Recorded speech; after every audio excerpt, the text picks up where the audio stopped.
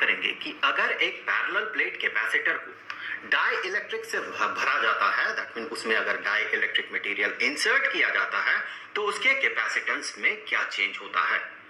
यहां पर आज के इस वीडियो में हम बात करेंगे कि डाई इलेक्ट्रिक को जो हम इंसर्ट करेंगे वो पूरी तरह से इंसर्ट नहीं करेंगे बल्कि पार्शियली इंसर्ट करेंगे।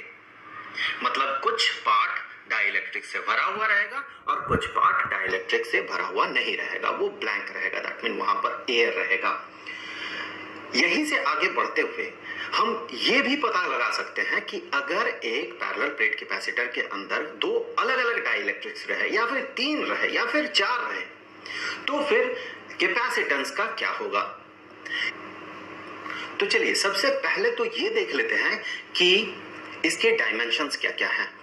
तो ये जो प्लेट है इसका जो एरिया है, दो प्लेट्स जो है एरिया इसका A है, जो सेपरेशन है दो प्लेट्स के बीच ये सेपरेशन D है, और यहाँ पर जो चार्ज दिया गया है एक में पॉजिटिव Q चार्ज है और दूसरे में ऑब्वियसली उसी मैग्नीट्यूड का होगा लेकिन उसका जो नेचर होगा वो अपोजिट होगा।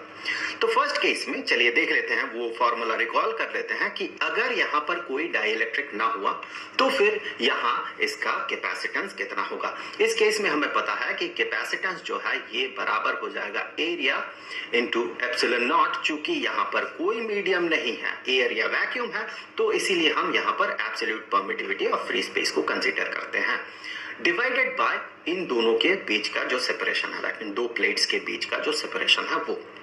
लेकिन अगर इसे हम पूरी तरह से डाई इलेक्ट्रिक से भर देते हैं, सो यहाँ पैरेलल प्लेट कैपेसिटर के अंदर अगर डाई इलेक्ट्रिक मटेरियल होगा, इससे पहले भी हम बात कर चुके हैं कि इस सिचुएशन में क्या होगा, तो इस स्पेशल केस में बाकी पैरामीटर्स तो वही है, एरिया A है, सेपरेशन जो है D है और चार्जेस पॉजिटिव Q और नेगेटिव Q है। तो यहाँ स्पेशल केस में हमने इंसर्ट किया डाई इलेक्ट्रिक, जिसका कि डाई इलेक्ट्रिक कांस्टेंट ये K है। इसे आप इलेक्ट्रोस्टैटिक्स के जो बेसिक चैप्टर्स है जैसे कि इलेक्ट्रिक फील्ड हो गया, इलेक्ट्रिक पोटेंशियल हो गया, वहां पर हम इसे कहते हैं relative permittivity of that medium. So यहाँ इस केस में जो कैपेसिटेंस होता है, इससे पहले भी हम बात कर चुके हैं इस पे, इस केस में जो कैपेसिटेंस होता है ये होता है A into epsilon not divided by D, और साथ ही साथ अब हमें मल्टीप्लाई करना होता है इस K को, किसके साथ, बेसिकली इस एप्सिलॉन नॉट के साथ ये मल्टीप्लाइड होता है। ओवरऑल आप देखिए कैपेसिटेंस जो है ये K टाइम्स बढ़ जाता है, इसीलिए कैपेसिटर्स के अंदर ये डाइलेक्ट्रिक इंसर्ट किया जाता है। तो ये हो गया दो केसेस, एक तो जब कुछ इंसर्टेड नहीं होगा, दूसरा जब इसमें कोई डाइलेक्ट्रिक इंसर्ट किया जाएगा। अभी एक बार आप इन दोनों फॉर्मूला जो है इन्हें एक बार इंटर रिलेट कर दे कि यहाँ पर कुछ अपीयर क्यों नहीं कर रहा। बेसिकली यहाँ पर अपीयर करता है 1, क्योंकि एयर या वैक्यूम जो है इसका रिलेटिव परमिटिविटी जो है ये 1 होता है, या फिर इस चैप्टर के हिसाब से बात करें तो डाइलेक्ट्रिक कांस्टेंट ये 1 होगा, क्योंकि रिलेटिव परमिटिविटी और डाइलेक्ट्रिक कांस्टेंट सेम चीज है। तो एयर या वैक्यूम का रिलेटिव परमिटिविटी 1 होता है। सो यहाँ पर ये 1 अपीयर कर रहा, आपको इसे ध्यान में रखना है कि यहाँ पर 1 अपीयर करता है, तब जाके जो फॉर्मूला हम डिराइव करेंगे उनमें एक बेहतरीन पैटर्न हमें दिखेगा। तो ये तो हो गया दो बेसिक केसेस। हम क्या करेंगे, अब डाइलेक्ट्रिक इंसर्ट करेंगे लेकिन पार्शियली इंसर्ट करेंगे। तो जो डाइलेक्ट्रिक मटेरियल है उसे हम कुछ इस तरह से इंसर्ट कर रहे हैं, पूरा नहीं बल्कि एक पार्ट हम यहाँ पर भर रहे हैं।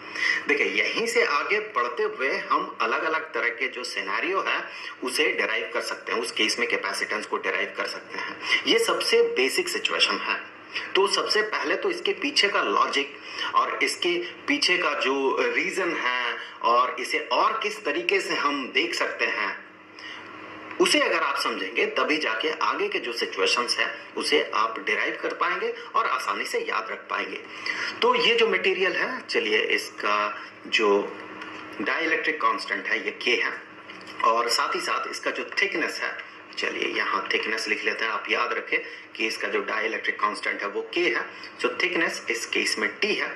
जैसा कि हमने बात किया था कि पूरा का पूरा ये जो डिस्टेंस है दो प्लेट्स के बीच, ये टोटल डिस्टेंस T है, बाकी सारी चीजें तो वैसा ही है। चलिए मान लेते हैं यहाँ पर Q चार्ज है पॉजिटिव और ये नेगेटिव, प्लेट्स का एरिया जो है ये A है। यहाँ पर ये जो डिस्टेंस है यहाँ से लेके यहाँ तक का डिस्टेंस ये x मान लेते हैं। ये अगर x होगा, पूरा अगर d होगा और उसके बीच अगर ये टी होता है तो ये वाला डिस्टेंस